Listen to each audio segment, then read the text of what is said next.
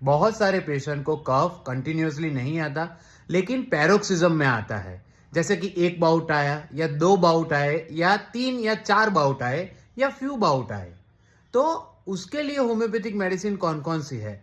अगर एक पैरोक्सिज्म आता है तो कैलकेरिया कार्ब, अगर 2 पैरोक्सिज्म आते हैं तो फॉस्फोरस, प्लम्बम एंड पल्सेटिला, अगर 2 या 3 आते हैं तो फॉस्फोरस एंड सल्फर, अगर 3 आते हैं तो फॉस्फोरस एंड स्टेनम, और अगर 3 या 4 पैरोक्सिज्म आते हैं तो उसके लिए होम्योपैथिक मेडिसिन है बेलाडोना एंड कार्बोवेज।